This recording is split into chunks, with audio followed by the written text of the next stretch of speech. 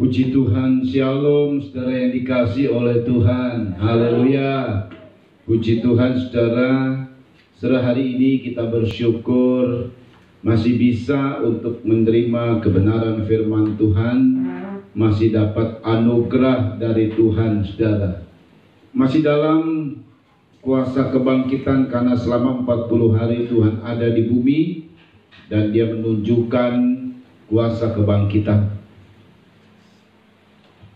Kita akan membaca Yohanes 20 ayat 19 sampai 23. Saya mengajak untuk kita bersama-sama membaca ayat-ayat ini.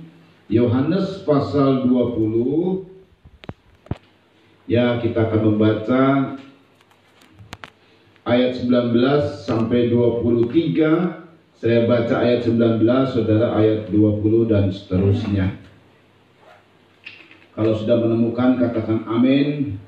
Ya, puji Tuhan, kita akan membaca bersama-sama bergiliran. Ya, ketika hari sudah malam, pada hari pertama minggu itu berkumpullah murid-murid Yesus di suatu tempat dengan pintu-pintu yang terkunci karena mereka takut kepada orang-orang Yahudi. Pada waktu itu datanglah Yesus dan berdiri di tengah-tengah mereka dan berkata, "Damai sejahtera bagi kamu."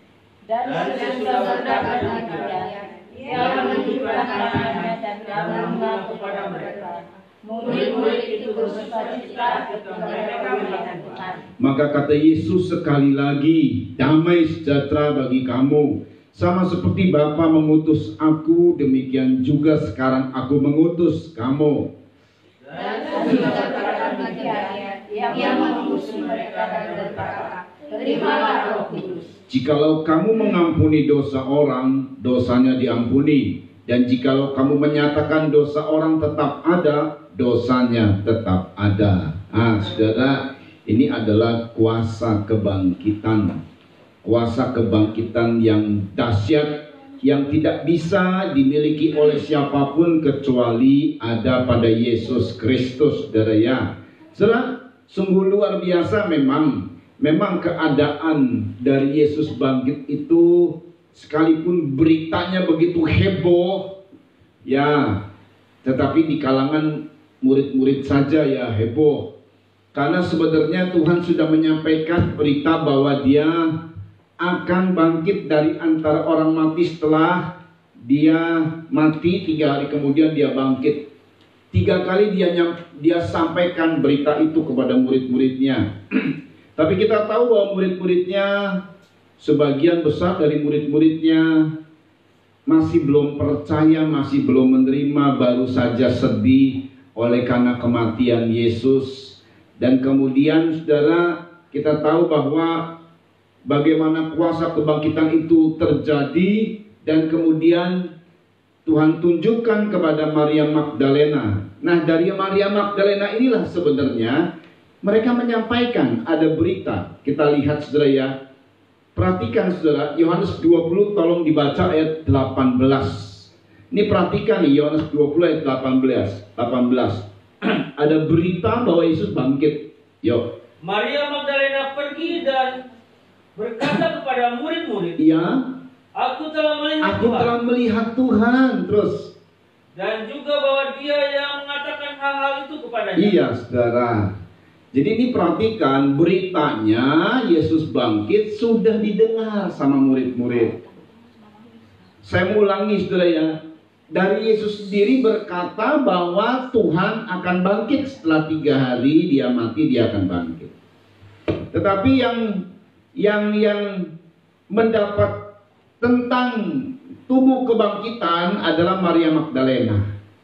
Maria Magdalena kemudian dengan sukacita yang sangat besar dia sampaikan kepada murid-murid. Ini berita yang besar, saudara. "Aku telah melihat Tuhan dan Dia telah bangkit." Saudara ya. Tapi nggak taunya kabar gembira, kabar kesukaan, kabar baik, kabar yang dahsyat ini tidak mempengaruhi murid-murid. Yang dipengaruhi oleh murid-murid adalah sebuah ketakutan yang dahsyat. Nah ini nih seringkali saudara ya, hari-hari ini kita mendengar berita tentang apa yang kita tiap-tiap hari itu ada update sekitar jam 4 sore atau jam 3 atau jam 4 sore. Kita melihat bahwa, dan kalau nggak salah untuk kemarin itu lebih cepat sekali penaikannya ya, sekarang sudah 13.000 orang kurang lebih kena positif corona, saudara. Yang meninggal ada 900 sekian, yang sembuh memang lebih banyak, saudara ya. Berita kesembuhannya sama berita meninggal nambahnya cuma sekian belas. Tapi ketakutannya terus melanda, saudara.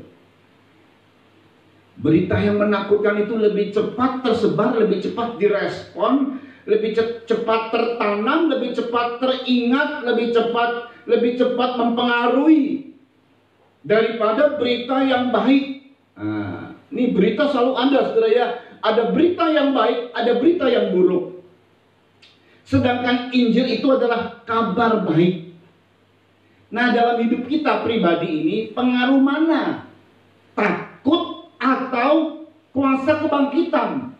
Ini kuasa kebangkitan berita yang luar biasa. Memang. Kenapa mereka takut? Karena mereka mengalami ketakutan yang luar biasa, saudara. Ya, mereka mengalami ketakutan yang luar biasa. Coba diulang kembali ayat 19. Coba diulang kembali. Perhatikan baik-baik. Ketika hari sudah malam, Ya. pada hari pertama minggu itu berkumpullah murid-murid Yesus di suatu tempat. Ya. Dengan pintu-pintu yang Ya, terkunci. mereka berkumpul dengan pintu yang terkunci. Kenapa? Karena mereka takut kepada orang-orang Yahudi. Karena mereka takut. Nah, saudara. Sekalipun sebelumnya Maria Magdalena sudah menyampaikan bahwa Yesus bangkit, aku sudah melihat Tuhan. Ya memang ini loh, ketakutan. Berita ketakutan ini masih terus mempengaruhi karena berita yang baiknya itu disampaikan oleh siapa tadi? Maria Magdalena. Siapa itu Maria Magdalena? Latar belakangnya perempuan yang nggak benar. Kalau mungkin disampaikan oleh orang yang mungkin saja, orang yang seperti Petrus lah, atau seperti Yohanes lah. Tapi mereka, kebetulan Petrus Yohanes tidak di situ, saudara. Yang melihat adalah Maria Magdalena. Jadi orang yang latar belakangnya nggak baik ini dipilih oleh Tuhan untuk menyampaikan berita yang dahsyat. Tapi ya, siapa yang menyampaikan berita? Ya, ente yang menyampaikan berita, kamu yang menyampaikan berita. Latar belakangnya nggak baik. Mana? Jangan-jangan ini sesuatu yang hoax, jangan-jangan. Nah, saudara ya. Ya, memang itu yang pertama. Mereka mungkin melihat latar belakang dari Maria Magdalena. Latar belakangnya juga nggak baik, nah, gitu kan. Kebanyakan orang begitu kan. Berita yang baik yang disampaikan oleh orang yang punya latar belakang yang tidak baik, itu tidak mempengaruhi. Padahal Tuhan begitu hebat sekali. Bayangkan saudara, kekuatan kuasa darah Kristus itu menyempurnakan kehidupan setiap orang. Asal bertobat dengan sungguh-sungguh, maka sempurna. Seperti peristiwa Naaman lah contohnya saudara. Bagaimana Naaman sekujur tubuhnya itu kena kusta. Begitu dia tenggelam di dalam sungai Yordan 7 kali, betul-betul bersih, tidak ada kusta di dalam dirinya, saudara. Baru betul-betul. Nah, ini memang hal yang luar biasa. Itu kuasa Tuhan bekerja, saudara. Kuasa dahsyat Tuhan bekerja itu kalau dia membaharui betul-betul baru, betul-betul baru. Tidak ada sedikit pun nampak cacat dan celah. Itu kekuatan kuasa darah Kristus, saudara ya. Oke, itu poin pertama, saudara. Kenapa ketakutan ini menguasai mereka? Ya, karena yang menyampaikan berita kabar baik adalah Maria Magdalena. Yang poin kedua, mereka itu takut karena Yesus biarpun sudah dengar bangkit, tapi tidak bersama dengan mereka. Nah, saudara ya. Sebelum bangkit, Yesus selalu bersama-sama dengan mereka. Ini kita lihat ya. Jadi murid-murid itu mentoknya mentok pikirannya, mentok hatinya, imannya itu hanya mentok pada Yesus saat belum mati di kayu salib. Dahsyat, Yesus dahsyat. Sebelum mati di kayu salib dia lakukan perbuatan-perbuatan ajaib, tapi ujungnya Yesus mati. Dan ini terus mempengaruhi mereka. Ketakutan ini mempengaruhi mereka karena mereka tidak melihat secara kasat mata Yesus ada. Ini waktu pas momen mereka takut dan berkumpul, lalu pintu dikunci, saudara. Momentum itulah mereka takut itu karena apa? Karena Yesus sudah dengar Yesus bangkit, tapi tidak bersama dengan mereka. Karena secara kasat mata mereka tidak melihat. Jadi iman mereka itu adalah iman yang mentoknya di apa yang dilihat. Mereka itu selalu mencari apa yang terlihat. Saudara, iman kita itu nggak boleh begitu, saudara. Ya, perjalanan hidup ini, saudara ya, perjalanan hidup ini, kalau kita melihat apa yang kelihatan, itu sementara, saudara, sifatnya. Iman itu tidak bisa begitu. Perjalanan hidup orang Kristen tidak bisa begitu, saudara. Kita baca ya, dalam 2 Korintus 4 ayat 18. Ini perhatikan ya, kita perlu memiliki satu pandangan, satu hal yang sangat luar biasa seperti yang Paulus ajarkan. Perhatikan saudara, 2 Korintus 4 ayat 18. 2 Korintus 4 ayat 18. Sebab kami tidak memperhatikan yang kelihatan. Kami tidak memperhatikan yang kelihatan, melainkan yang tak kelihatan. Terus, karena yang kelihatan itu sementara sifatnya. Sedangkan yang tak kelihatan adalah kekal. Mari kita belajar cara pandang kita bukan hal-hal yang kelihatan. Kenapa mereka masih ketakutan? Padahal berita Yesus bangkit itu sudah luar biasa. Disampaikan oleh Maria Magdalena. Mereka melihat latar belakang Maria Magdalena. Kedua, Yesus tidak terlihat di situ waktu itu. Karena mereka imannya hanya hal-hal yang kelihatan. Dan saudara, kalau saudara Kristen sekarang modelnya kayak begini, bahaya. Oke, kalau Kristen-Kristen di model-model yang dahulu atau zaman-zaman dahulu, kadang-kadang aku perlu bukti, aku perlu tanda. Pada saat dia meninggal dan dia percaya kepada Yesus, masih selamat, saudara. Tapi kalau sekarang, saudara, kalau Kristen hanya memprioritaskan, memperhatikan hal yang kelihatan, bahaya. Kenapa? Mari kita baca. Ini perhatikan ya. Matius 24 ayat 22 sampai 28. Matius 24 ayat 22 sampai 28. Dengar baik ini ya. Ini Kristen di zaman akhir ya. Gak bisa untuk hal-hal yang begini, saudara. Jadi kalau kami melihat baru kami percaya. Kami perlu tanda, kami perlu bukti. Bahaya, saudara. Sebab nanti akan ada muncul. Yuk dibaca. Dan sekiranya waktunya tidak dipersingkat, maka dari segala yang hidup tidak akan ada yang selamat. Iya. Akan tetapi oleh karena orang-orang pilihan, waktu itu akan dipersingkat. Ini saya menyatakan bahwa waktu itu dipersingkat. Itu poinnya saja yang paling penting. Oleh karena orang pilihan. Tapi dengar baik nih saudara ya. Mari 23. Pada waktu itu jika orang berkata kepada kamu, lihat, Mesias ada di sini. Nah ini karena mereka nggak merasa Yesus hadir, jadi mereka masih takut. Mereka tidak melihat secara kasat mata. Nanti ada muncul, lihat Mesias ada di sini. Terus atau Mesias ada di sana. Jangan kamu percaya. Ya, mengapa? Sebab Mesias palsu dan nabi-nabi palsu akan muncul. Mesias palsu, nabi palsu akan muncul. Dan mereka akan mengadakan tanda-tanda yang dahsyat. Jadi kalau Kristen hanya memprioritaskan tentang tanda yang dahsyat, itu bahaya untuk sekarang ya, zaman akhir ini. Kenapa? Sebab nanti pemunculan Mesias palsu, nabi palsu itu lebih hebat mungkin dari hamba-hamba Tuhan yang luar biasa. Banyak paranormal lebih hebat daripada hamba-hamba Tuhan. Banyak paranormal lebih hebat dan cara penyembuhannya lebih dahsyat. Kalau Kristen hanya memprioritaskan, memperhatikan yang kelihatan, berkat jasmani yang kelihatan, bahaya.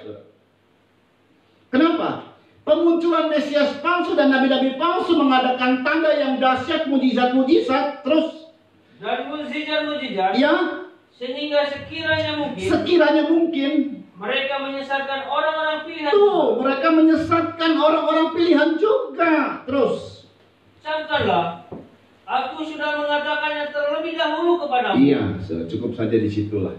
Camkanlah, aku sudah mengatakan terlebih dahulu kepadamu. Sebelum terjadi kisah, pada saat sekarang kita ini ada, saudara. Kristen yang sejati itu tidak memprioritaskan tanda ajaib. Kristen sejati itu tidak memperhatikan apa yang kelihatan, tapi apa yang tidak kelihatan itu kekal. Sebab satu lagi ayat ya, Matius 12 ayat 39 berkaitan dengan tanda ini. Matius 12 ayat 39. Ini kalau orang yang menuntut tanda, saudara, menuntut mujizat dalam secara jasmani ya, saudara ya, apa kata Tuhan? Matius 12 ayat 39. Yuk. Tetapi jawabnya kepada mereka, ya, angkatan yang jahat dan tidak setia ini menuntut suatu tanda. Angkatan yang jahat dan tidak setia menuntut suatu tanda. Orang-orang yang menuntut suatu tanda itu Tuhan bilang ini orang jahat. Orang yang menuntut suatu tanda itu Tuhan bilang ini tidak setia. Kristen dalam kehidupan kita, kalau kita mengalami proses penderitaan dan sekalipun belum ditolong, kenapa dia tetap setia? Karena cinta sama Tuhan. Cinta itu akan mendorong dia untuk tetap setia kepada Tuhan, biarpun dalam masa sulit. Tapi saudara, saya mau kasih tahu, Yesus tidak kelihatan, itu hanya sementara. Tetap akan buktikan, dia akan buktikan dahsyatnya dia. Tapi kadang-kadang kita diuji, saudara. Apa yang diuji iman kita? Sebab iman kita itu berharap dari apa yang tidak kelihatan menjadi bukti nyata. Iya. Akhirnya pasti Tuhan nyatakan mujizatnya. Akhirnya Tuhan pasti nyatakan kesembuhannya. Artinya Tuhan pasti akhirnya, pasti. Tapi kalau ada waktu sementara, jadi jangan dituntut, saudara. Toh nanti dia akan lakukan sesuatu yang dahsyat. Karena kesembuhan, diberkati, itu hak kita anak-anak Tuhan. Tapi itu jangan dituntut oleh kita. Yang dituntut oleh kita adalah cinta kepada Tuhan. Aku mau cinta kepada Tuhan. Itu yang kita terus kejar.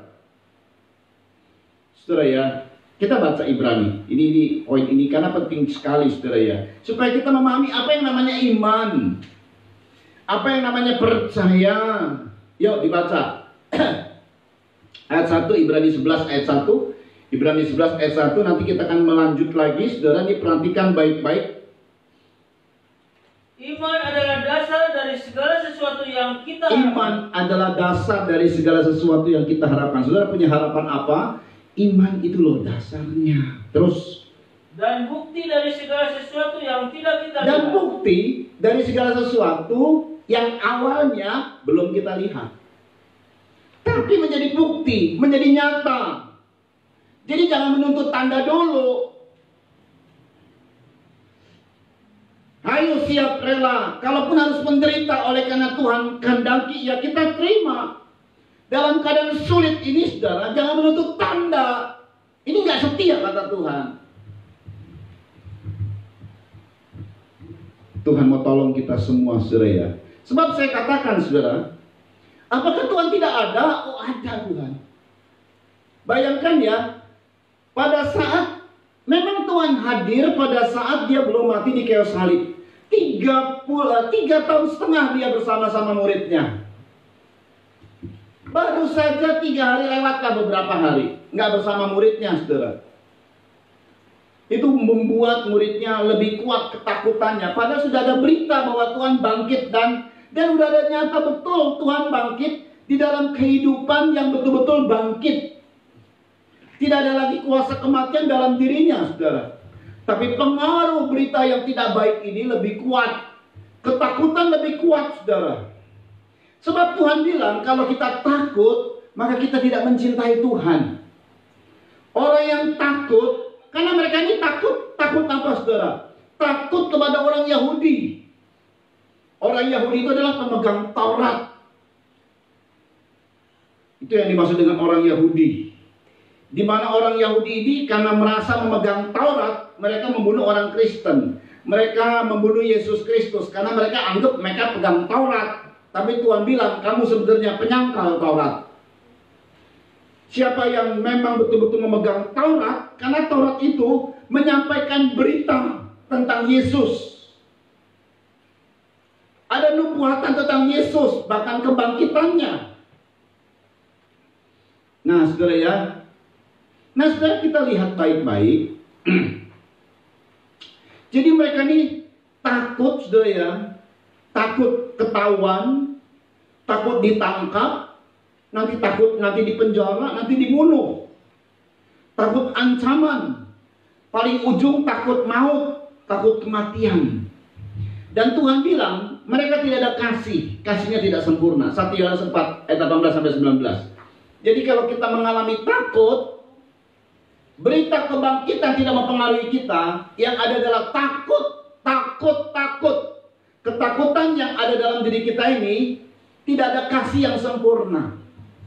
1 Yohanes 4 ayat 18-19. Ini perhatikan baik-baik. Di dalam kasih tidak ada ketakutan. Di dalam kasih tidak ada ketakutan. Terus.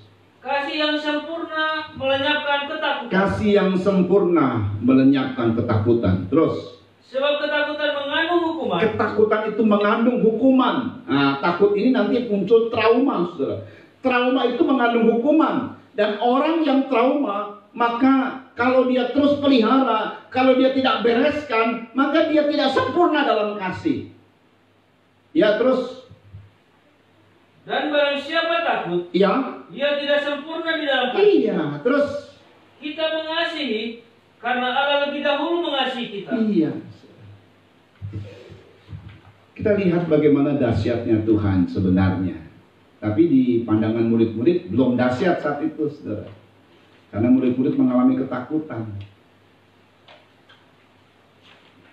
Dan takut itu tidak cinta sama Tuhan. Kalau orang takut, ada trauma, dia tidak cinta sama Tuhan. Dia tidak mengasihi Tuhan. Ketakutan mengandung hukuman. Dan siapa yang takut tidak sempurna dalam kasih. Saudara cinta Tuhan? Jangan takut. Kenapa? Karena Tuhan sudah bangkit. Saudara, kan yang ditakuti oleh manusia apa sih? Inilah yang kemudian, apa yang ditakuti manusia, Tuhan lakukan, Tuhan jalankan. Lalu kemudian, ini puncak kekuatan dari iblis itu adalah kematian. Iblis membuat dosa masuk di dalam dunia ini. Dan dosa, upah dosa ialah maut. Dan iblis berkuasa atas kerajaan maut. Makanya saudara, Yesus, dia harus mati di kayu salib. Dengan tujuan, apa yang dibanggakan oleh iblis, apa yang diandalkan oleh iblis, apa itu? Maut. Tuhan alami itu. Tuhan mau alami itu semua. Dengan penderitaan yang begitu hebat. Bukan matinya karena stroke, bukan matinya karena jantung, bukan. Ini mati dengan penderitaan yang begitu hebat. Dan dia betul-betul mati di kayu salib. Dan saudara melihat, kita lihat baik-baik. Dalam kematiannya saudara, ada tujuan. Ibrani pasal 2 ayat 14-15. Ini loh saudara ya. Hari-hari ini banyak muncul ketakutan. Banyak orang stres saudara. Aduh kasihan. Ya kalau orang dunia stres ya sudahlah. Sayangnya nih anak Tuhan kok stres ya. Aduh, kasihan. Tuhan mau tolong kita semua ya. Tuhan mau tolong kita semua. Ibrani 2 ayat 14 sampai 15. Ibrani 2 ayat 14 sampai 15. Yuk dibaca. Ini perhatikan baik-baik. Karena anak-anak itu adalah anak-anak dari darah dan Karena daging. anak-anak itu adalah anak-anak dari darah dan daging. Terus Maka ia juga menjadi sama dengan mereka. ia menjadi sama dengan mereka. Terus Dan mendapat bagian dalam keadaan mereka. mendapat bagian dalam keadaan mereka. Terus Supaya oleh kematiannya, supaya oleh kematiannya dia memusnahkan dia. ia memusnahkan dia. Siapa dia itu? Yaitu iblis yang Yaitu berkuasa atas maut. iblis yang berkuasa atas maut. Terus Dan supaya dengan jalan demikian, ia membebaskan mereka yang seumur hidupnya berada dalam perhambaan. Ia Oleh karena takutnya kepada maut. nggak taunya saudara, sebuah ketakutan ini memperhamba loh, memperbudak. Seumur hidupnya dalam perhambaan karena takut. Tapi hari ini Tuhan mau tolong kita dengan kuasa kebangkitan, supaya Tuhan yang dipermuliakan, sehingga kita ada bangkit, tidak lagi mengalami ketakutan. Makanya saudara lihat ya, mereka takut, mereka ada di dalam, mereka kunci semua, jendela, pintu dan lain sebagainya dikunci semua. Tuhan datang, kalau ketok pintu takut, lebih takut lagi mereka. Tiba-tiba tring, Tuhan datang. Wow, Tuhan datang. Ini nih saudara ya, dia masuk menembus pintu. Setelah menembus pintu, melewati orang-orang. Lalu orang-orang tuh yang dilewati, siapa ya dia? Enggak ada yang begitu. Lalu dia tiba-tiba ada di tengah-tengah. Setelah di tengah-tengah, baru dia munculkan kayak off on-nya gitu loh. Dia on kan tubuhnya tring, kelihatan baru. Waktu dia nampak sama murid-murid, dia bilang gini, damai sejahtera. Tidak dahsyat sekali. Jadi waktu Tuhan lihat mereka takut, Tuhan tahu.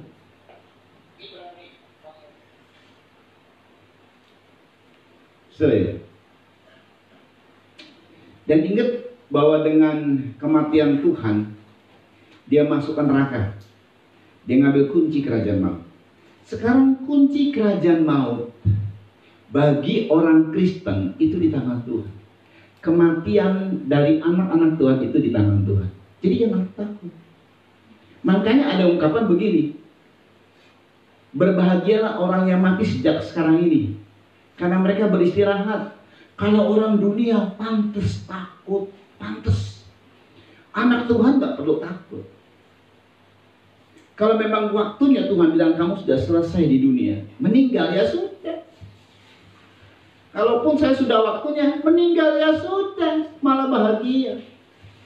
Karena kunci kerajaan maut itu dipegang sama Tuhan.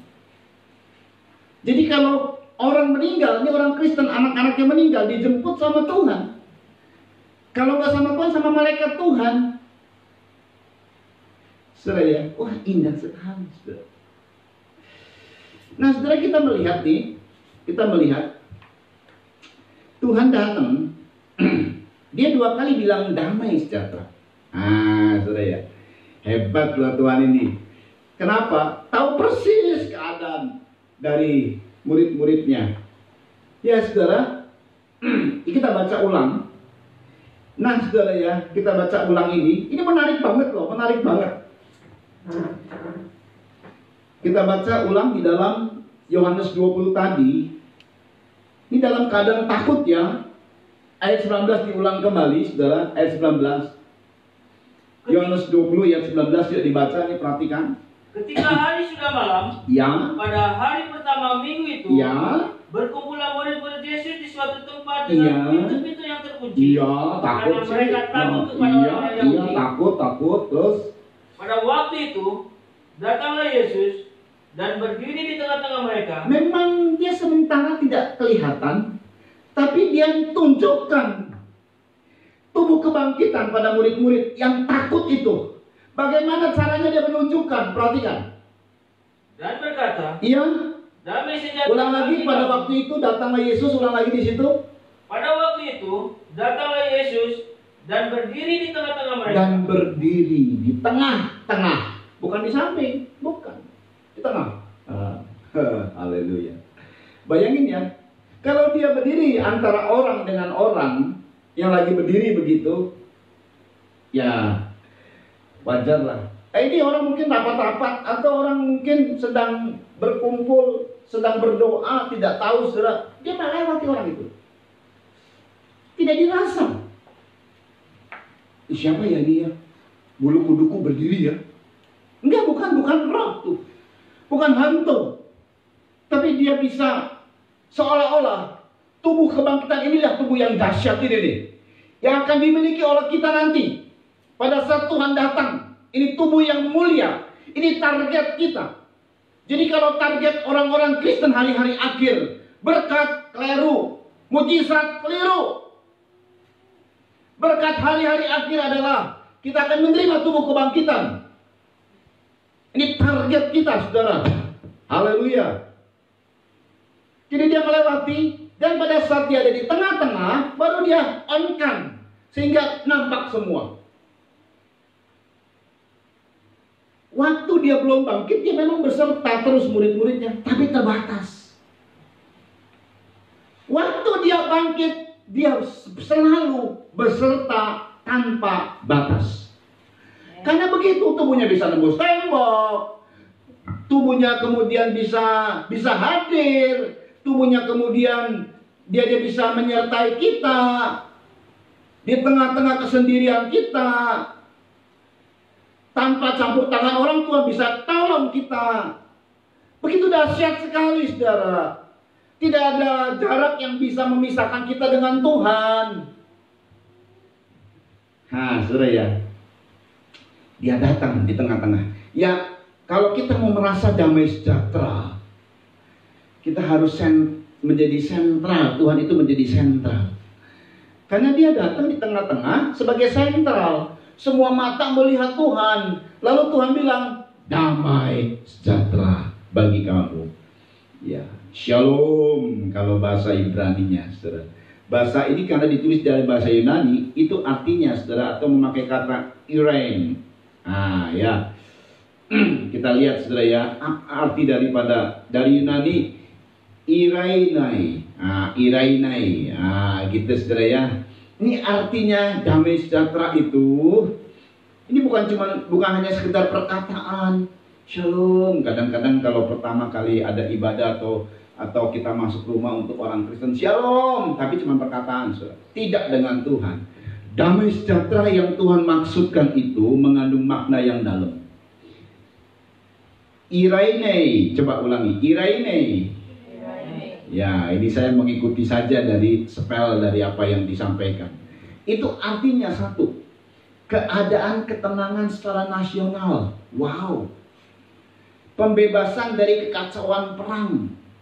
Lo bayangkan loh, ini keadaan ketenangan secara nasional. Kalau tak seandainya satu negara dalam keadaan perang, itu perlu power yang dahsyat untuk membuat negara itu damai, tenang, saudara. Dan Tuhan menyatakan damai sejahtera, irainei, itu bukan cuma satu pribadi, dua pribadi, bukan satu kelompok. Kalaupun seluruh negara, Tuhan bilang irainei, terjadi irainei. Satu negara loh. Hebat nggak? Itu dahsyat sekali itu. Itu seperti kekuatan menangkan, saudara ya. Itu seperti kekuatan dari bangsa-bangsa. Tuhan itu mampu melakukan tindakan seperti itu. Damai sejahtera, ketenangan nasional. Wow, saudara. Satu negara loh. Persoalan kita ini persoalan kecil, persoalan pribadi, paling persoalan rumah tangga. Dihitung-hitung berapa sih? Apa yang kita butuhkan? Takut dengan masa depan untuk anak kita, untuk ini dan segala sebagainya. Tuhan mampu menciptakan damai satu negara, bahkan satu dunia. Ya, itu luar biasanya, Irene. Lalu yang kedua adalah perdamaian antar individu, yaitu harmoni dan kerukunan.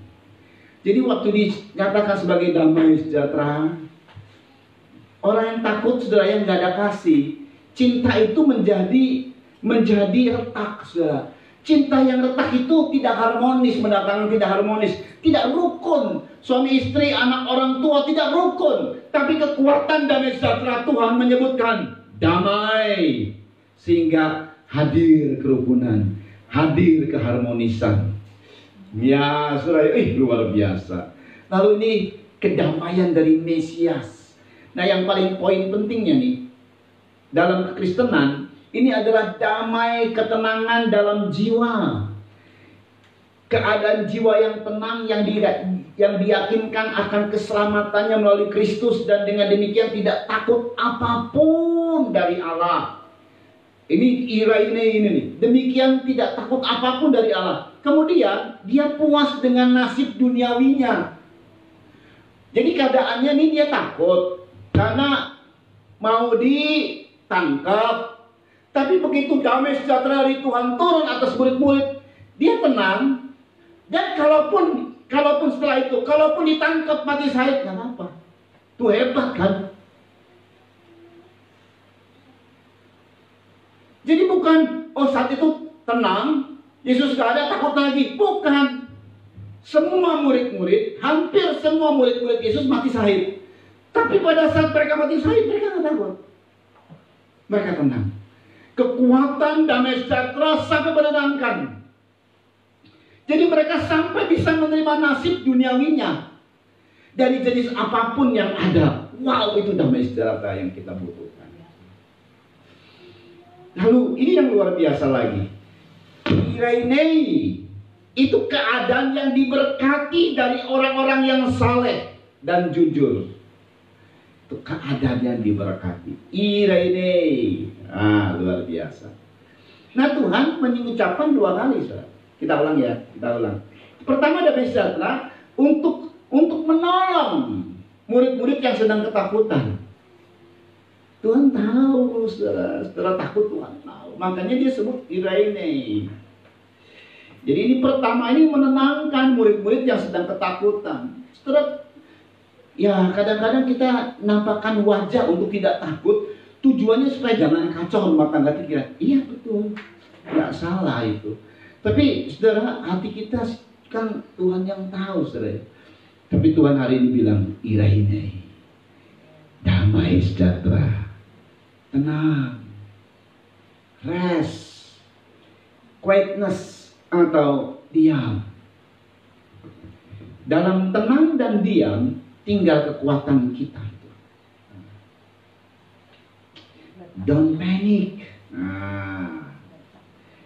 Letak kekuatan kita itu dalam tenang. Ya, luar biasa, saudara. Sulit nih. Tapi untuk anak Tuhan, ayo. Tuhan hadir. Mungkin dia tidak on-kan tubuhnya. Akhirnya nampak secara kasat mata. Kalau di murid-murid dia nampak kasat mata. Apalagi Roh Kudus yang selalu hadir. Karena pribadi Roh Kudus adalah pribadi Yesus. Ya, saudara, nanti kalau kenaikan Tuhan Yesus kita akan lihat jelas apa sih tujuan Tuhan. Itu dahsyat banget, saudara ya. Jadi rencana Tuhan itu sempurna banget. Tidak ada satupun yang kurang. Damai sejahtera, ini memberi ketenangan kepada kita. Tenang. Orang dunia sih nggak tenang, kita tenang. Bisa, saudara? Bisa. Tenangnya kita itu dapat berkat. Gitu kan, hebat ya. Kalau orang dunia tenang, nggak kerja, ya nggak dapat apa-apa. Maaf kalau anak Tuhan, tenangnya diberkati. Kan hebat. Karena yang ngomong siapa? Tuhan. Gitu loh. Sebab salah satu Irene itu artinya turun berkat. Tenang, dia butuh apa? Diberkati. Makanya kadang-kadang ya Tuhan ajar kita untuk awalnya itu supaya kita jangan melulu, jangan menuntut tanda keajaiban itu, jangan. Itu nanti pasti dikasih. Ada sesuatu yang Tuhan izinkan supaya iman kita ini teruji, saudara ya. Iman itu adalah dasar dari apa yang kita tidak lihat namun terbukti. Nah, saudara, ini yang kedua ini luar biasa, lebih luar biasa lagi. Ya, jadi Tuhan tahu keadaan kita. Ini tenang ini yang disebut damai sejahtera, membuat tenang itu adalah keadaan jasmaniah kita, saudara. Karena murid-murid dalam ketakutan, ini secara jasmani dia takut. Tenang, jasmanimu, segala hal yang berkaitan dengan lahiriamu, tenang, aku ada damai sejahtera, Iraine. Haleluya. Nah, saudara, kemudian dia ngomong lagi. Kita baca yuk, lanjut ya. Oke, setelah dia bilang Iraine ayat 20 supaya kita akan melihat ini. Kenapa dia perlu menunjukkan tangannya dan lambungnya? Tapi kita juga perlu tahu, saudara ya. Coba dibaca yuk, Yohanes 20 ayat 20 ini, perhatikan baik-baik. Dan sesudah berkata demikian, ia menunjukkan tangannya dan lambungnya kepada mereka. Ia menunjukkan tangannya dan lambungnya kepada mereka. Murid-murid itu bersukacita. Murid-murid itu bersukacita. Itu hasil daripada Iraine dari Tuhan yang pertama. Murid-murid bersukacita. Terus ketika mereka melihat Tuhan. Ya, saudara ya. Terus kan? Maka kata Yesus sekali lagi. Ya, sebentar di situ, stop dulu di situ. Nah, saudara, hasil daripada Iraine, oleh karena tadi takut, lalu Tuhan bilang Iraine, damai sejahtera, murid-murid bersukacita. Murid-murid itu Kairo. Kairo itu bersukacita. Bersukacita, senang, sangat bersukacita, menjadi baik dan berkembang maju. Kan hebat, saudara. Ini hasil daripada damai sejahtera. Luar biasa. Saudara, memang di dalam Injil Yohanes seperti ditulis begitu saja. Nah, kalau Injil Lukas, kalau saudara mengikuti pelajaran kitab Wahyu, Yesus itu punya 4 karakter. Injil Yohanes itu karakter anak Allah. Makanya yang nanti kelihatan itu keanak Allahan dari Yesus. Dan pada saat dia memberikan karakter ini kepada murid-muridnya, karakter anak Allah ini ditularkan, tapi lebih tepatnya diturunkan sama murid-muridnya. Nanti ada karakter anak Allah di sini, saudara. Lalu Injil Lukas ini, dalam keseluruhan Yesus bangkit itu dimunculkan di 4 Injil, saudara. Tapi beda-beda responnya, karena dari sudut pandang mana. Nah, sekarang karena kita unsur manusiawi, maka dari sudut pandang manusiawi, ini kayak Injil Lukas, saudara. Kenapa mereka, saat mereka sudah dalam keadaan takut oleh karena dari orang-orang Yahudi, begitu Yesus datang, takut juga mereka. Takut dan ragu. Sampai kenapa Tuhan tunjukkan, Tuhan tunjukkan tangan dan lambungnya. Ada kaki juga sebenarnya. Cuman yang Tuhan tunjukkan di Injil Yohanes cukup tangan dan lambung. Cukup, mereka langsung ngerti, saudara. Lukas 24, kalau unsur manusiawinya kayak begini. Ya, kita ini manusia, saudara ya, yang ada kelemahan. Tuhan tahu kelemahan saudara. Karena Tuhan pernah jadi manusia. Makanya dia mahir sekali menolong kita. Amin. Haleluya. Jadi gini, saudara. Kalau ada orang yang saya ini susah loh. Nah, ada orang yang concern, susahnya sama dengan orang ini. Bahkan dia lebih susah. Dia mahir menolong orang itu. Karena dia udah punya pengalaman susah seperti orang ini. Mana ada manusia yang paling susah kecuali Yesus Kristus. Dia manusia yang paling tersusah di dunia. Mau bayangin. Jadi dia tahu persis bagaimana cara menolong. Yuk dibaca Lukas 24 ayat 38 sampai 40. Nah, ini menarik sekali, saudara. Karena pada saat itu Yesus kok tunjukkan tangannya dan lambungnya. Kenapa? Kenapa perlu begitu? Karena dalam kemanusiawian mereka, saudara, ada muncul setelah takut, Yesus datang, mendadak begitu datang, ya iyalah. Unsur manusiawinya takut. Ayat 37 dulu yuk. Mereka terkejut Iya. dan takut. Takut. Udah takut sama orang Yahudi, sekarang takut waktu Yesus muncul. Wah kan? Ya terus. Dan menyangka bahwa mereka melihat hantu. Melihat hantu. Ya iya udah mati sebangkit lagi. Jadi di benak pikiran mereka itu apa ya? Yang masuk-masuk otak gitu ya. Yesus bangkit loh. Di benak pikiran mereka itu nggak masuk akal gitu ya. Dia udah mati. Udah mati. Beritanya dengar bangkit, udah mati kok. Cuma di otaknya cuma mati. Makanya begitu muncul ya hantu. Betul kan? Orang udah mati tiba-tiba muncul, ya hantu lah dianggap. Itu unsur manusiawi kan. Nah itu sebabnya, yuk dibaca. Akan tetapi ia berkata kepada mereka. Akan tetapi ia berkata kepada mereka. Mengapa kamu terkejut? Mengapa kamu terkejut? Dan apa sebabnya timbul keraguan-raguan di dalam hati Dan kamu? apa sebabnya timbul keraguan-raguan di dalam hati kamu? Ya. Lihatlah tanganku. Lihatlah tanganku. Dan kakiku. Dan kakiku. Tuh. Ya. Aku sendiri Aku sendiri ini. Terus. Rabalah aku Nah, dan Tuhan lihatlah. minta, ya rabah aku dipegang. Kemudian Tuhan nyatakan. Namanya dimensi roh ini Tuhan nyatakan, saudara ya. Yuk dibaca terus. Karena hantu tidak ada daging dan tulangnya. Hantu tidak ada daging dan tulang. Terus. Seperti yang kamu lihat ada. Sedangkan Yesus dalam tubuh kebangkitan bukan roh sifatnya, tubuh daging, daging dan ada tulang. Nah, yang menariknya ya, nggak ada darah. Sebab ada lubang, toh? Iya kan? Kalau manusia, kalau dia berlubang di tangannya, berdarah nggak? Berdarah. Ini tubuh kebangkitan. Tubuh kebangkitan ada daging dan tulang, tidak ada darah. Ajaib kan? Nah, saudara. Lalu dia tinggalkan, tetap dalam kuasa kebangkitan, dalam kemuliaannya dia tinggalkan 5 tanda. 2 bekas paku di tangan, 2 lagi bekas paku di kaki, jadi 4, dan 1 lagi bekas tombak di lambung. 5. Makanya 5 itu angka anugerah.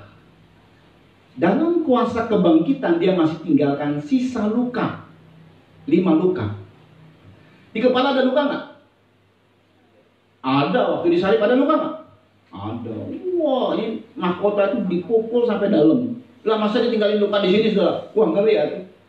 Di sini ada luka nggak? Luka semua di sini. Sebab cambuk yang dipukul kepada Yesus itu, kalau dia udah nancep, ditarik itu daging keluar. Luka. Tapi tidak ditinggalin lukanya tuh, lihat luka saya tuh. Waduh, mengerikan. Yang ditinggalkan itu di tangan 2, di kaki 2, dan di lambung 1, 5. Haleluya, saudara, ini dahsyat banget. Terus dulu.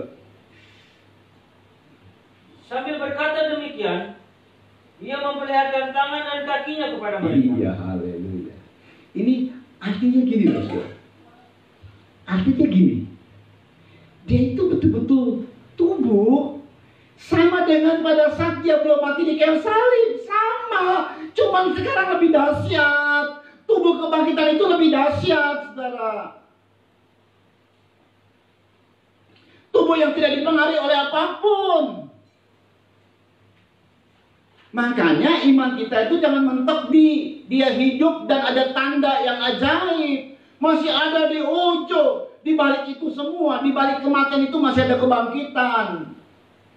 Kebangkitan itu ada harapan selalu.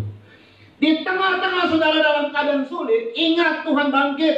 Artinya tidak ada sesuatu pun di kamus orang Kristen buntu jalan dan kemudian mati. Enggak. Di balik kematian, di balik kemustahilan, di balik semua yang dianggap manusia tidak mungkin bisa menjadi mungkin karena dia bangkit. Itu loh. Itu beda, orang Kristen mesti beda dengan orang dunia, saudara. Jadi nggak perlu putus asa, nggak perlu patah semangat. Haleluya. Artinya itu dia. Aku ini bukan hantu. Ini bukan ngeroh, bukan. Ini bukan dimensi loh. Nyata loh. Coba Rama. Iya ya. Masih daging. Yang seperti dulu. Cuman sekarang dalam keadaan yang sempurna malah. Makanya mereka jadi senang. Lalu kemudian dia bilang lagi. Nah yang kedua. Damai sejahtera. Ulangi lagi. Nah ini nih yang kita mau ajak untuk memahami ini. Yohanes 20 ayat 21. Dua kali dia bilang damai sejahtera. Satu, dia menenangkan. Dia hadir. Kebutuhan semua jasmania kita. Dia nyatakan begini. Tenang. Tenang. Damai sejahtera. Tuhan jaga. Tuhan lindungi. Kekuatan damai sejahtera Tuhan. Satu negara loh. Bahkan satu dunia pun. Tenang. COVID-19 tidak menenangkan. Kalau sudah Tuhan kehendaki, tenang. Diam semua. Diam. Jadi kalau masih ada COVID-19 ini, tadi kan tenang itu buat orang Kristen, akhirnya menerima nasib yang ya sudah. Dengan keadaan begini kami terima, nggak ada bersungut-sungut maksudnya. Kami terima dengan ucapan syukur, nah itu betul, saudara. Ya, ayo jalani terus hidup. Nah kemudian ketenangan yang damai sejahtera yang kedua ayat 21. Maka kata Yesus sekali lagi. Ya, damai sejahtera bagi damai sejahtera bagi kamu. Iraine dua kali ya. Nah sekarang diperhatikan tujuannya apa? Yuk. Sama seperti Bapa mengutus aku. Iya. Demikian juga sekarang aku mengutus kamu. Saudara. Bapa mengutus Yesus menjadi jalan pendamaian. Demikian sekarang Yesus mengutus kita. Bapa mengutus Yesus, Yesus mengutus kita. Apa utusannya? Pertama, sebelum diutus, nanti utusannya ini nih. Sebelum diutus, ayat 22. Dan sesudah berkata demikian, ia mengembusi mereka dan berkata, Iya. terimalah Roh Kudus. Terimalah Roh Kudus. Cuma Yesus yang bisa begitu. Pendeta nggak bisa begini, nggak bisa. Cuma Yesus. Nah, gitu loh. Saudara. Sedangkan yang membaptis Roh Kudus itu bukan pendeta, tapi Yesus. Murni Yesus. Tidak ada campur tangan pendeta manapun. Pendeta besar manapun tidak ada campur tangan kalau baptisan Roh Kudus dan api. Jangan ada pendeta berkata begini, ini orang dibaptis sama saya di Roh Kudus, dibaptis Roh Kudus sama saya. Itu pendeta nggak tahu firman itu. Cuman Yesus itu hak Yesus. Lalu penuhlah mereka menerima Roh Kudus. Nah, saudara, kita melihat sebenarnya ini lihat ini menariknya. Ini Injil Yohanes. Hanya di Injil Yohanes yang bisa menceritakan itu. Ini Injil anak Allah. Ya kan? Injil anak Allah. Dan kita juga dibawa untuk karakter menjadi anak Allah. Amin. Nah, anak Allah ini begini. Pahami dia itu anak Allah, dia itu Allah yang dahsyat, kita anak-anaknya, pahami. Dimana kalau anak Allah itu soal waktu. Ini soal waktu. Kenapa? Waktu dihembus, lalu mereka menerima Roh Kudus, itu nanti Kisah Rasul pasal 2 kan? Betul kan? Iya kan? Karena setelah Yesus bilang begitu, itu masih melanjut 40 hari. Setelah 10 hari, setelah Yesus 40 hari naik ke sorga, baru 10 hari mereka berada di loteng Yerusalem, dan turunlah pada hari Pantekosta hujan awal. Baru disitulah mereka dihembusi, dipenuh dengan Roh Kudus. Tetapi dalam Injil Yohanes pasal 20 seolah-olah itu sudah terjadi. Kenapa? Nah ini dia saudara mesti pahami. Di dalam kehidupan anak Allah itu nggak dipengaruhi oleh yang namanya waktu.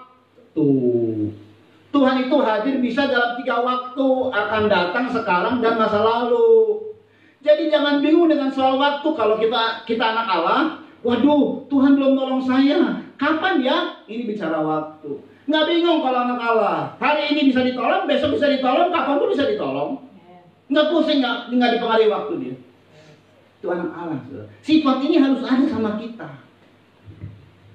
Dan percaya bahwa Tuhan itu dahsyat banget.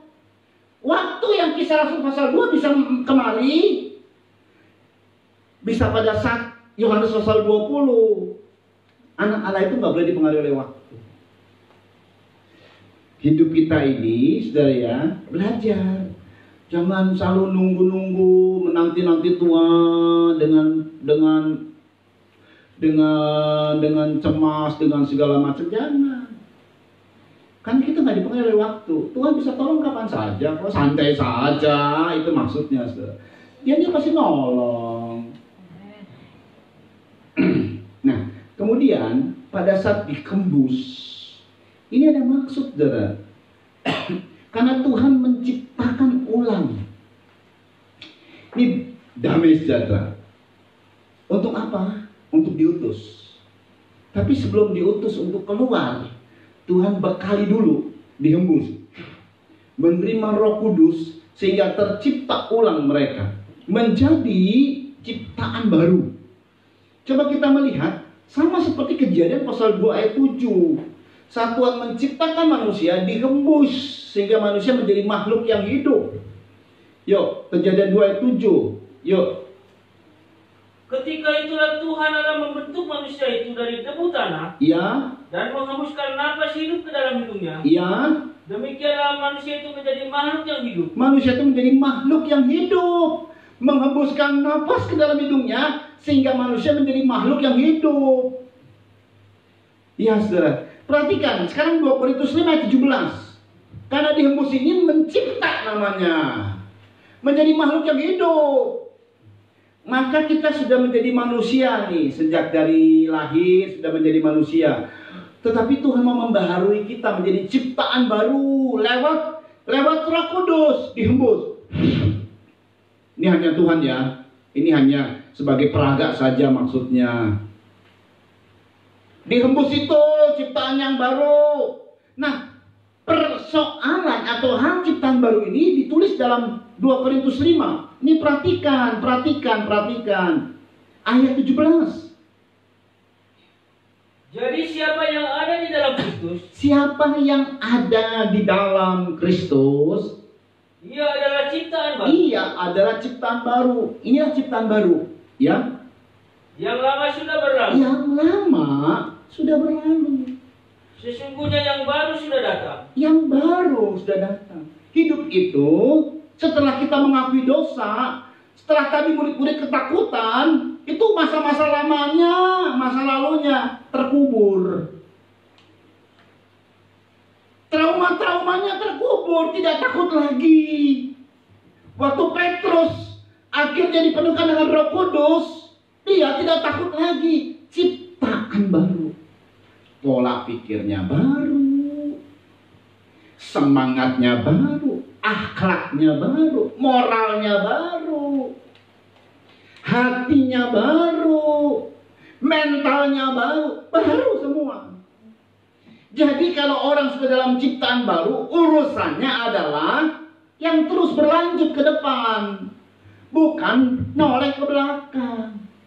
Tetapi saudara, kita bereskan yang belakang. Supaya jadi ciptaan baru, kita bereskan yang belakang. Mengaku dosa. Setelah sudah mengaku dosa, segala trauma yang ada udah kubur. Di mata Tuhan kita ini mah suci, kudus. Saat kita menjadi ciptaan baru, Tuhan gak ingat-ingat masa lalu kita kok. Yang lama sudah berlalu, yang baru sudah datang. Jadi ada harapan selalu yang baru. Gak akan pernah saudara akan maju dan berkembang kalau saudara terus nengok yang lalu. Aduh, saya emang gak bisa apa-apa. Aduh, saya orang bodoh. Ayo maju terus. Tuhan tolong kita, saudara. Tuhan tolong. Ciptaan yang baru. Sehingga ketakutannya, ini khususnya buat murid-murid, ketakutannya betul-betul menjadi ciptaan baru. Nah, setelah itu baru Tuhan berikan. Ini utusannya untuk Injil Yohanes. Masing-masing di Injil itu ada utusan, saudara. Untuk Injil Yohanes, waktu Tuhan menciptakan baru, kemudian dia ungkapkan begini. Ini namanya otoritas Allah. Nah, ya, kalau dalam Injil Matius otoritas raja. Ini beda otoritasnya. Otoritas raja dunia juga punya. Tapi sorry, otoritas Allah tidak dimiliki oleh siapapun. Cuman Tuhan. Ini dia. Luar biasa. Ini buat kita. Perhatikan. Coba diulang kembali yuk. Tadi Yohanes pasal 20. Kita ulang kembali dari ayat Yohanes 20 dari ayat 22, 23. Yuk. Atau 21 lah, 21. Supaya kita lebih paham lagi. Yuk, cepat ya. Maka kata Yesus sekali lagi, ya, damai sejahtera bagi damai kamu, sejahtera bagi kamu, sama seperti Bapa mengutus aku. ya, Demikian juga sekarang aku mengutus aku akan mengutus kamu. Tapi diutus itu dibekali dulu. Makanya yang pertama dibekali, dihembusi Roh Kudus. Yuk, dibaca 22. Dan sesudah berkata demikian, ia mengembusi mereka dan berkata, terimalah Roh Kudus. Terimalah Roh Kudus. Kisah Rasul 1:8, terimalah kuasa. Tetapi kamu akan menerima kuasa kalau Roh Kudus turun ke atas kamu. Nah, baru kemudian mereka diutusnya ngapain? 23. Jikalau kamu mengampuni dosa orang, Jikalau kamu mengampuni dosa orang, dosanya diampuni. dosanya diampuni. Terus, Dan jikalau kamu menyatakan dosa orang tetap ada, iya. dosanya tetap ada. Jikalau kamu menyatakan dosa orang itu tetap ada, dosanya tetap ada. Wow. Ini cuma dibuat oleh otoritas.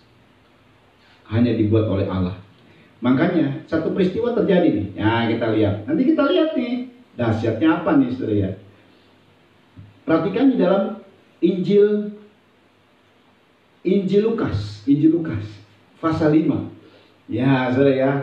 Kita tahu ada orang lumpuh.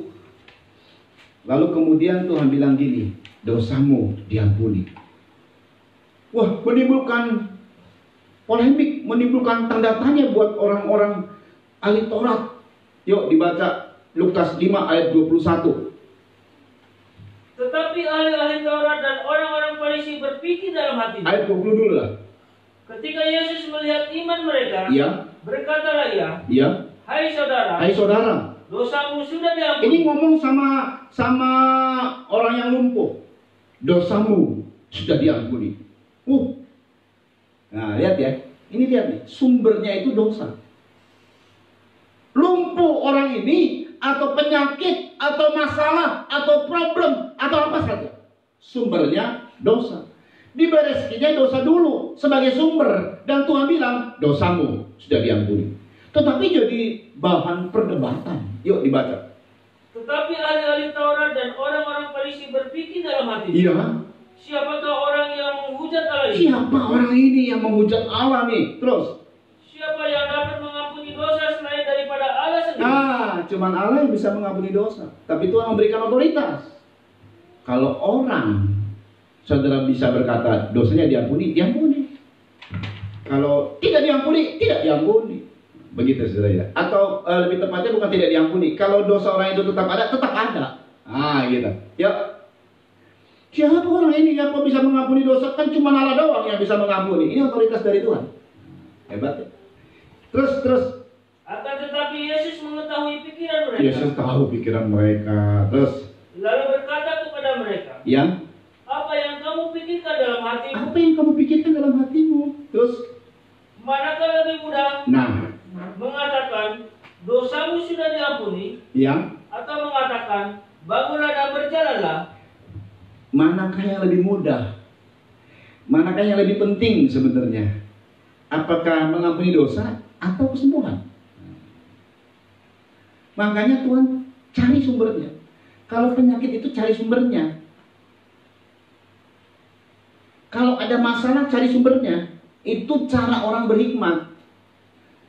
Dosa adalah sumber. Dosa dibereskan, dosa diampuni. Terus, Tetapi supaya kamu tahu ya, bahwa di dunia ini anak manusia berkuasa mengampuni dosa. Anak manusia. Ayat tidak menyebut anak Allah. Jadi nggak taunya ini adalah seolah-olah seperti nubuatan. Sebab nanti ada anak-anak manusia yang kuberikan wewenang dosa, mengampuni dosa. Dihembus Roh Kudus. Sorry, yang belum penuh Roh Kudus nggak bisa. Dihembus Roh Kudus baru punya otoritas ini. Kalau ada orang yang kamu bisa mengampuni dosa, atau dosa orang itu tetap ada, kamu punya hak. Wow, nanti kita lihat tapinya ya. Jangan salah tafsir. Ini menarik banget. Yuk. Berkatalah ia kepada orang lumpuh itu. Iya. Kepadamu kukatakan. Bangunlah. Bangunlah. Angkatlah tempat tidurmu dan pulanglah ke rumah. Angkat tempat tidurmu dan pulang ke rumah. Yang penting itu dosa diampuni dulu. Ini cuma Allah yang bisa. Makanya dikasih hak. Dikasih otoritas. Wow. Iya kan? Tuhan bilang, jikalau kamu mengampuni dosa orang, dosanya diampuni. Aku mengutus kamu, tapi dimusi dengan Roh Kudus, terjadi ciptaan baru. Inilah yang kutus. Apa itu? Kalau kamu mengampuni dosa orang itu diampuni. Dan jikalau kamu menyatakan dosa orang itu tetap ada, dosanya tetap ada. Dosa adalah sumber. Dosa adalah andalan iblis. Iblislah yang berbuat dosa. Iblis awalnya berbuat dosa. Dia melanggar hukum Allah, dibuang. Iblis menularkan dosa kepada manusia. Akhirnya manusia jatuh dalam dosa. Iblis berkuasa atas dosa. Dan dosa itu upahnya maut. Makanya iblis berkuasa atas maut. Tapi Yesus datang menghancurkan andalan iblis, dosa. Dan Yesus datang menghancurkan andalan iblis, kerajaan maut. Setelah dia berhasil, dia bukan buat dirinya. Kuasa kebangkitan adalah kuasa atas sangat dosa tidak ada dalam dirinya. Dan maut tidak lagi berkuasa dalam dirinya. Dan kuasa kebangkitan itu diberikan kepada murid-muridnya. Yang dilahirkan, yang diciptakan baru. Kalau engkau mengampuni dosa, maka dosa itu diampuni. Kalau engkau bilang dosa itu orang itu tetap ada dosanya. Ini otoritas namanya. Saudara, Tuhan bilang lewat Paulus, kamu ini gimana sih? Masa ada hal-hal yang cuma masalah kecil saja kamu cari pengadilan ke orang luar? Ya banyak orang-orang Kristen ya membawa semua perkara masuk pengadilan. Orang Kristen tidak sejati itu. Kamu ini akan menghakimi dunia. Bahkan malaikat-malaikat dihakimi oleh kita. 1 Korintus 6 ayat 2-3. Ini otoritas namanya. Yang namanya penghakiman atau ada dalam pengadilan, saudara. Itu cuma satu arahnya, guilty or not guilty. Yang memutuskan memang hakim. Kita tidak menghakimi. Kita hanya menyatakan dosa orang itu diampuni. Atau tadi dosa orang itu diampuni apa namanya? Not guilty. Atau guilty. Dosa orang itu tetap ada. Nah, kalau di dalam Indonesia, pengadilan Indonesia memang kurang ini. Karena Indonesia cuma ada hakim, pengacara, dan pendakwa. Tapi di luar negeri, itu pengadilannya beda. Ada hakim, ada juri. Juri ini banyak orang dari umum. Dari juri inilah nanti yang bilang. Setiap orang akan berkata, kelompok juri ini akan ngomong, not guilty. Yang lain, mungkin yang lain, kasus lain, guilty, bersalah. Tetap dosanya. Udah biarpun dia minta ampun, kata jurinya, tergantung dari jurinya. Hakim jadi melihat apa yang ditulis oleh juri. Lalu hakim memutuskan bersalah atau tidak bersalah. Hakim memutuskan karena bersalah hukumannya, itu hakim, bagian hakim. Kita tidak menyuruh, kita tidak menghukum orang, Tapi kita hanya menyatakan bersalah atau tidak bersalah. Itu adalah kita di pihak mana? Juri namanya. Dikasih wewenang dalam pengadilan Tuhan. 1 Korintus 6 ayat 2-3 kita baca dulu di sini. Atau tidak tahukah kamu Ya, bahwa orang-orang kudus akan menghakimi dunia? akan menghakimi dunia, masuk dalam pengadilan, dia sebagai juri. Terus, Dan jika penghakiman dunia berada dalam tangan kamu, tidakkah kamu sanggup untuk mengurus perkara-perkara yang tidak berarti? terus Tidak tahukah kamu bahwa kita akan menghakimi malaikat-malaikat? kita akan menghakimi malaikat-malaikat bahkan loh. Terus, Jadi apalagi perkara-perkara biasa dalam hidup kita sehari-hari. iya. Jangan sebentar-sebentar bawa ke pengadilan. Ini antara orang Kristen ya. Kalau saudara bukan dia orang Kristen, nggak masalah. Masa di antara pendeta sama jemaat dibawa ke pengadilan, malu-maluin Tuhan itu teh. Udahlah, kekeluargaan saja. Tapi ini adalah penekanannya, saudara. Kita punya wewenang. Wewenang ini hanya dimiliki oleh Allah yang bisa mengampuni dosa. Dan kita diutus.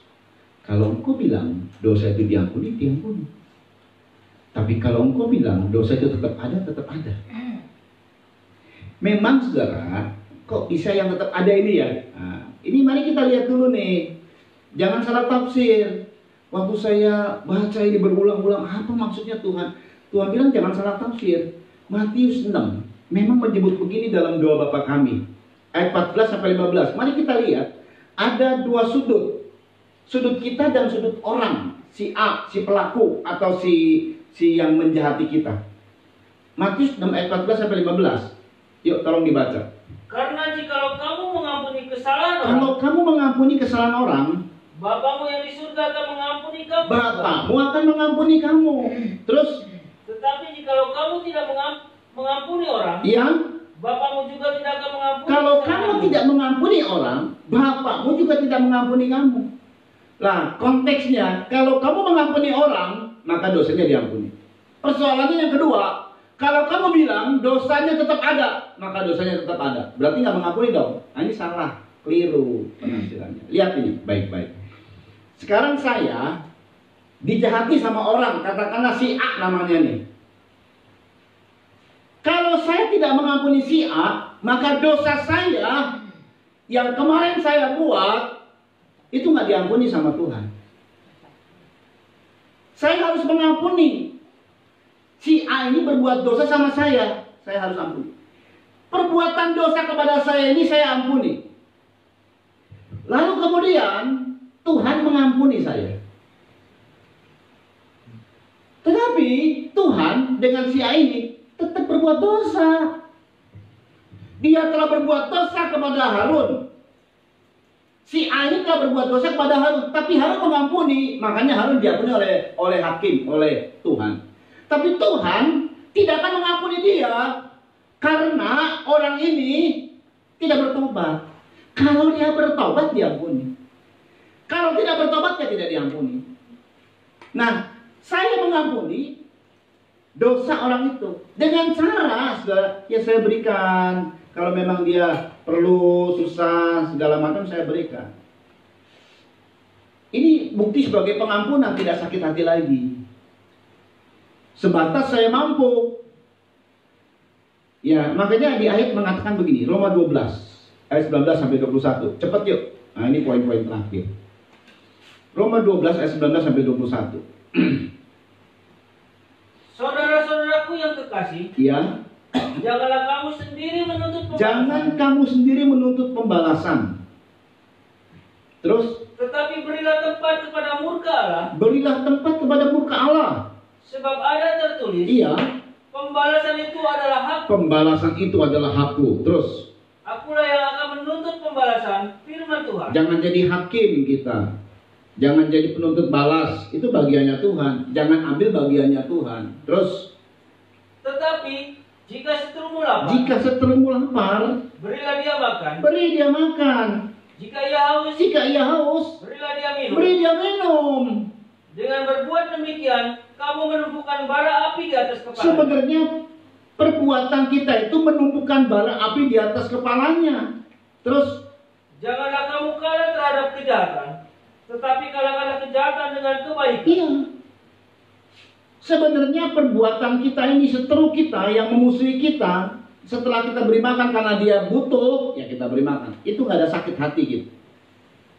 Semampu kita tentunya ya. Dia butuh ya kita tolong, sebab dia manusia, semampu kita. Dengan berbuat itu menemukan bara api di atas kepalanya. Dia nggak bertobat, ya numpuk tuh bara api, terhukum dia. Pembalasan terjadi. Jadi kita punya kuasa mengampuni atau tetap ada. Mengampuni atau tetap ada. Itu makanya Tuhan bilang, dua orang sepakat, maka apa yang diikat di bumi terikat di sorga. Apa yang terlepas di bumi terlepas di sorga. Ikat dan melepas. Mengampuni tetap ada, dosanya tetap ada. Mengampuni atau dosanya tetap ada. Itu otoritas namanya. Hanya bisa dibuat oleh Tuhan, dan Tuhan sudah memberikan wewenang ini kepada kita. Setelah kita mengampuni, supaya kita diampuni. Tapi orang itu berbuat dosa, ya sudah, biarin aja. Nanti bagiannya Tuhan. Sebab ada orang, saudara ya, yang sudah kita ampuni apa terus dia bertobat? Ada yang sudah kita ampuni terus bertobat gitu? Ada? Atau semua yang kita ampuni terus dia bertobat begitu? Enggak. Ada yang terus jahat, ya udah itu bagiannya. Tidak mengampuni lagi. Itu bagiannya. Wewenang Tuhan beri kepada kita. Mengampuni atau tetap ada dosanya. Kita mengampuni, tapi kita mengampuni orang itu, karena itu nanti urusannya dengan kita. Tetap kita harus mengampuni karena urusannya dengan kita. Tapi soal dosa orang itu tetap ada, ya udah silakan. Itu bagiannya orang itu kepada Tuhan. Jangan campur-campur tangan. Biarlah aku yang menuntut balas. Saudara, dosa diampuni dan tetap ada dosa. Ini artinya apa, saudara? Dosa itu penyebab dari semua. Kita punya otoritas. Kita lakukan otoritas ini. Dan kita lakukan otoritas ini, saudara. Di mana pada saat kita melakukan otoritas ini, maka terjadi dalam diri kita, saudara, bahwa kita mengarah kepada sumber semua masalah. Kita punya otoritas terhadap sumber masalah. Apa itu? Dosa. Apa itu? Dosa. Apa itu? Dosa. Andalan iblis. Makanya iblis buat kita kecil, karena Tuhan sudah memberi wewenang kepada kita. Ini kuasa kepada kita. Iraine, damai sejahtera.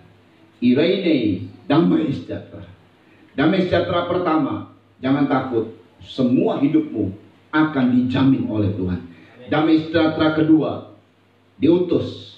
Mari ampuni banyak orang. Mari ampuni banyak orang. Kalau orang itu tidak mau bertobat, biarkanlah dosanya tetap ada. Tapi banyak orang mari ampuni. Ampuni banyak orang. Itu namanya. Sebab berita pengampunan itu ada pada penginjilan. Terakhir, Injil Lukas. Nah, ini dikasih wewenang oleh Tuhan. Ya, sebab di dalam berita pengampunan, ini kita harus beritakan pengampunan. Kita harus beritakan pengampunan, saudara. Apa itu? Inilah berita pengampunan. Kita baca Lukas pasal 24. Yuk. Ayat 46 dimulai. Lukas 24 ayat 46. Jadi berita penginjilan itu adalah berita pengampunan. Ada orang bertobat, kita bilang diampuni dosamu. Tuhan mengampuni dosamu. Haleluya. Jadi ada banyak orang yang tidak diampuni dosa. Saudara ya, ini banyak nanti ada penuaian jiwa-jiwa, saudara. Di tengah-tengah ini masih ada lanjut, ada beberapa masa bencana-bencana yang terjadi, tetapi di tengah-tengah ini nanti ada penuaian jiwa-jiwa sedang mengarah ke sana, saudara ya. Yuk dibaca, perhatikan. Ya. Katanya kepada mereka. Kata Yesus kepada mereka. Ada tertulis demikian. Mesias harus menderita. Ya. dan bangkit dari antara orang mati pada hari yang ketiga. Ya, terus. Dan lagi, dalam namanya berita tentang pertobatan dan pengampunan dosa harus disampaikan kepada segala bangsa. Iya. Mulai dari Yerusalem. Iya. Terus. Kamu adalah saksi dari semuanya. Iya, haleluya. Berita tentang pertobatan. Kalau orang bertobat, dosanya diampuni. Dan pengampunan dosa harus disampaikan kepada segala bangsa. Mulai dari Yerusalem. Kamu adalah saksi dari semuanya ini. Haleluya. Dahsyat sekali. Jadi berita ini yang kita mau sampaikan adalah berita pengampunan. Tapi kalau dia tidak mau bertobat, yaitu tetap ada dosanya. Tetap ada dosanya. Ya sudah, serius. Dalam 1 Yohanes juga, kalau ada orang yang dosanya bisa diampuni, berdoa. Tapi kalau ada orang yang dosanya mendatangkan maut, tidak bisa diampuni, ya sudah, nggak usah berdoa. Kayaknya perlu kita tahu ini nih. Karena ini ungkapan Yohanes juga. Seolah-olah Yohanes mengungkapkan hal ini, saudara ya. Dalam 1 Yohanes, ini poin terakhir dah. Karena Yohanes juga yang mengungkapkan ini, saudara. Saya teringat. Ya, dalam 1 Yohanes, bentar. 1 Yohanes pasal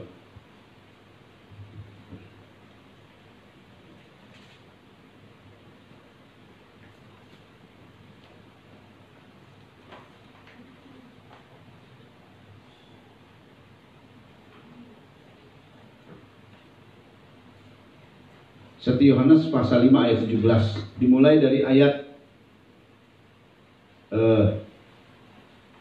dimulai dari ayat 16. 16, yuk cepat ya.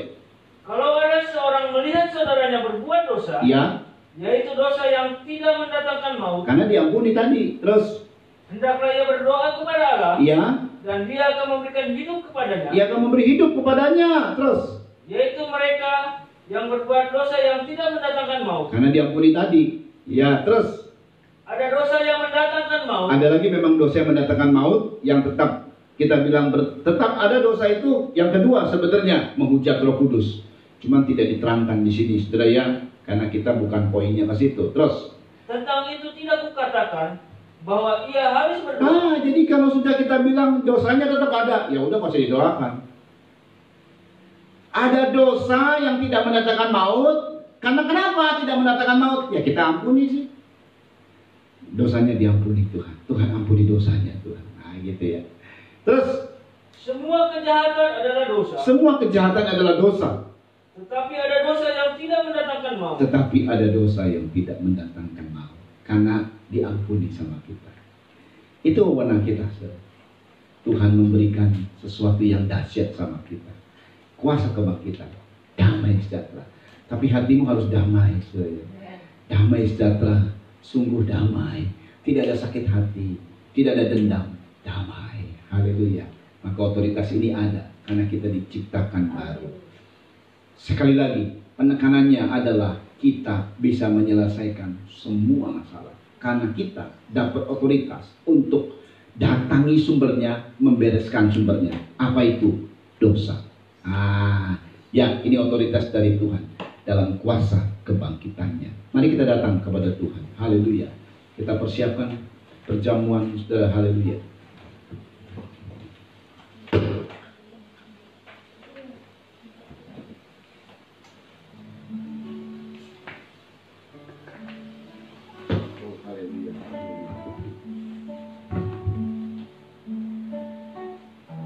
Kami bawa Tuhan perjamuan suci ini kepadamu. Kami unjukkan ini adalah tubuh dan darahmu.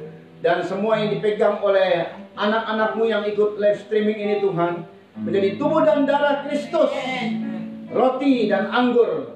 Kami masuk dalam perjamuan kudus, bersekutu dengan tubuh dan darah Kristus.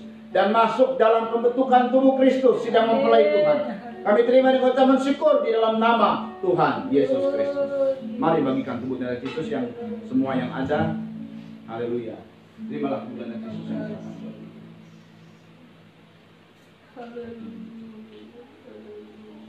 Terimalah tubuh Kristus. Beri tanda di tubuhku sebagai milikmu Tuhan. Sebagai milikmu Tuhan.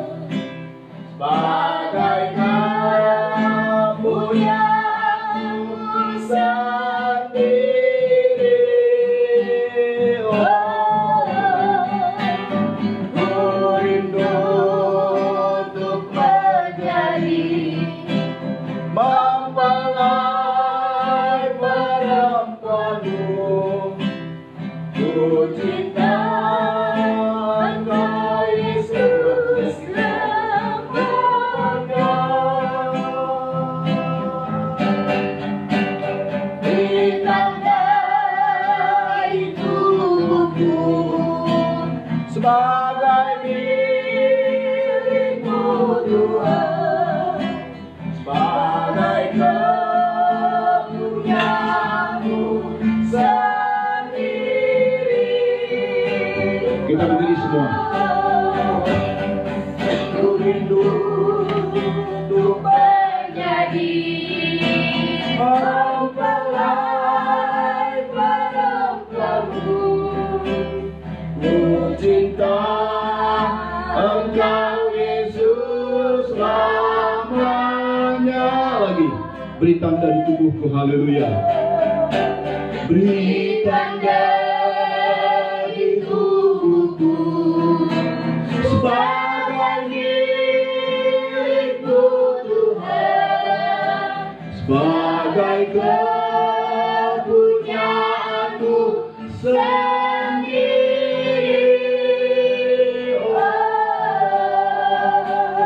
Ku rindu untuk menjadi mempelai perempuanmu. Ku cinta Engkau Yesus selamanya. Angkat tubuh Tuhan dan dengar firman Tuhan. Sebab apa yang telah kuteruskan kepadamu telah kuterima dari Tuhan, yaitu bahwa Tuhan Yesus pada malam waktu ia diserahkan mengambil roti, dan sesudah itu ia mengucap syukur atasnya. Yesus memecah-mecahkannya dan berkata, inilah tubuhku yang diserahkan bagi kamu. Perbuatlah ini menjadi peringatan akan aku. Bukankah roti yang kita pecah-pecahkan adalah persekutuan dengan tubuh Kristus? Haleluya. Maka makanlah dengan percaya tubuh Kristus dalam nama Tuhan Yesus Kristus.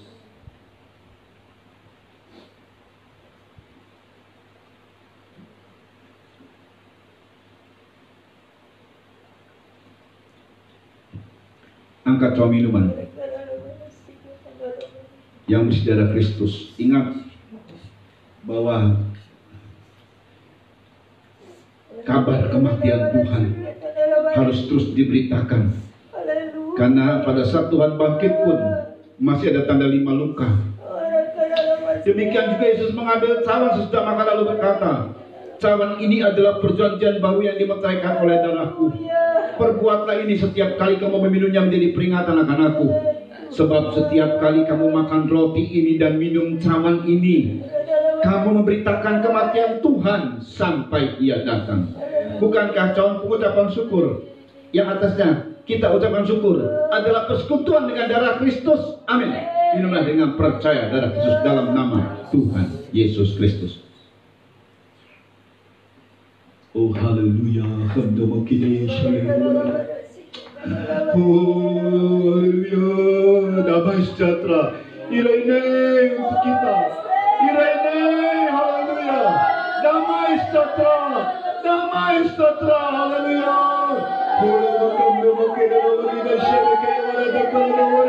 Haleluya. Damai sejahtera. Damai sejahtera buat kita semua dari Tuhan, haleluya. Haleluya. Damai sejahtera atas Indonesia, Tuhan. Damai sejahtera atas setiap rumah yang hari ini ikuti streaming.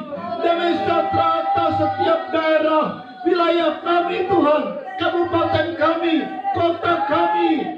Haleluya. Kota provinsi kami, bangsa Indonesia. Bahkan damai sejahtera atas dunia. Haleluya. Kami pembawa damai sejahtera. Kami pembawa damai sejahtera. Kamilah pembawa damai sejahtera. Sebab damai sejahtera ini harus kami beritakan. Haleluya. Haleluya. Kuasa Tuhan. Haleluya. Kuasa pengampunan. Haleluya. Haleluya. Haleluya. Haleluya.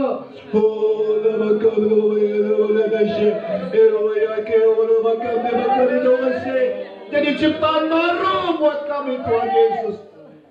Sehingga semua masa lalu kami semua terkubur. Kami hidup baru, haleluya, benar-benar baru dalam Kristus Yesus. Oh, berkati Tuhan Presiden kami Pak Jokowi, beri kekuatan kesehatan padanya Tuhan, haleluya, dan berikan kebijakan-kebijakan yang tepat untuk menanggulangi krisis pandemi COVID-19 Corona ini Tuhan. Para menterinya juga Tuhan bisa bekerja sama, bahkan semua gubernur, kabupaten, bahkan sampai tingkat-tingkat daerah yang kedua Tuhan berkati supaya bisa bekerja sama. Haleluya, untuk Indonesia bisa keluar dari pandemi ini Tuhan Yesus. Berikan nikmat kepada Menteri Kesehatan kami, berikan nikmat kepada orang-orang di bawahannya Tuhan. Haleluya, berikan nikmat supaya kami tidak mengandalkan orang luar, tapi Indonesia punya solusi sendiri dalam nama Yesus Kristus. Haleluya, berkati gereja-gerejamu Tuhan, berkati anak-anakmu Tuhan Yesus.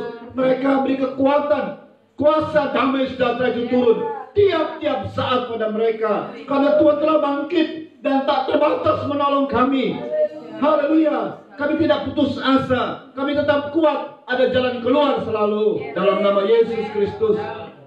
Berkati Tuhan semua anak-anakmu Tuhan Yesus, beri kekuatan kepada mereka. Haleluya, biarlah Mazmur 91 atas rumah anak-anakmu, atas pribadi anak-anakmu, nama Tuhan dipermuliakan. Terima kasih Tuhan Kristus. Semua korban yang disampaikan oleh anak-anakmu, korban sosial, korban ucapan syukur, korban perpuluhan, apa saja yang disampaikan, diberkati dengan berlimpah-limpah dalam nama Yesus Kristus. Terima kasih Bapa yang baik, beri kepada kami kekuatan untuk kami tidak memprioritaskan atau menuntut tanda, tetapi kami akan berjalan dalam hal-hal yang tak kelihatan karena sifatnya kekal. Sebab yang tak kelihatan itu menjadi nyata ya Tuhan.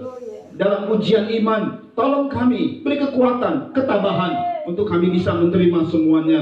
Dan kami akan melihat kemuliaan Tuhan terjadi atas kami, sehingga kami didapati sebagai anak-anak-Mu yang setia, sebagai pelayan-pelayan-Mu yang setia. Haleluya, haleluya, haleluya. Terima kasih Bapa yang baik. Terima kasih kuasa Tuhan bekerja, kuasa kebangkitan Tuhan bekerja. Haleluya, setiap provinsi yang ada Tuhan juga diberkati. Haleluya, dan semua Tuhan Yesus TNI Polri bersama dengan jajarannya Tuhan, tolong semuanya bisa bekerja sama. Nama Tuhan dipermuliakan. Dan sebentar lagi kami akan menutup ibadah, dan semua Tuhan yang kami lakukan dari di stay home itu berkenan kepada Tuhan. Ada berkat yang besar, karena tidak pernah ada yang membatasi kami terhubung dengan Tuhan, terhubung dengan hadirat Tuhan. Itu sebabnya kami angkat dua tangan kami menerima berkat dari Tuhan. Saudara-saudara yang dikasih oleh Tuhan, terimalah anugerah cinta kasih sayang dari Bapa yang sungguh sangat mengasihimu. Kasih karunia lewat kuasa pendamaian korban Kristus, serta pimpinan kekuatan kuasa Roh Kudus menjadi milikmu saudara-saudara, dari sekarang ini sampai Tuhan Yesus datang kali yang kedua, bahkan sampai selama-lamanya. Dalam nama Tuhan Yesus Kristus, mempelai pria sorga dan imam besar yang kami puja dan puji selalu, kami alaskan doa ini menutup ibadah online ini. Haleluya. Amin. Tuhan memberkati.